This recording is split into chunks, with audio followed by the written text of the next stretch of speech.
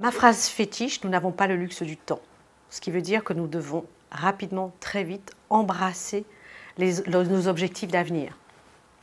Nous n'avons pas le temps d'attendre, de nous plaindre, et nous devons avancer. Et tout est possible quand on le veut.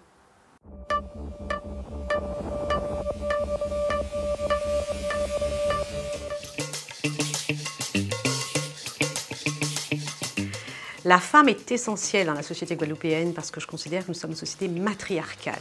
La société guadeloupéenne s'est construite autour de la mère et aujourd'hui nous devons vraiment avancer et continuer à avoir ce rôle essentiel de la femme et ne pas déconstruire le rôle de la femme en ayant aujourd'hui par exemple ce que l'on voit trop souvent, des filles mères et une jeunesse qui est vraiment en perdition parce que la femme a perdu son rôle central qui est un rôle d'éducation et de faire avancer la famille.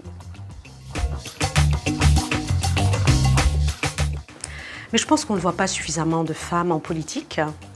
Je pense qu'il y a des domaines où on doit définitivement les voir beaucoup plus présents dans le domaine de l'éducation, dans le domaine de la formation, sur des mandats qui visent à faire évoluer économiquement la Guadeloupe parce que la femme fédère et que, comme je le disais, nous sommes une société matriarcale. Et la femme a une capacité de résilience, a une capacité de fédérer qui est importante. Donc sur les sujets politiques, sur les sujets importants de développement économique, j'aimerais voir beaucoup plus de femmes. La femme antillaise qui m'a marquée, c'est incontestablement Marie Scondé. Marie Scondé m'a dédicacé son livre « Moi Tituba, sorcière noire de Salem ».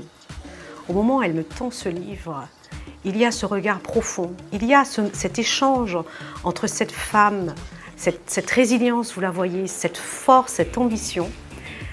Et j'ai pu admirer son parcours et je peux vraiment dire que tout le long de ma vie, tout le long de ma carrière, je repense à elle.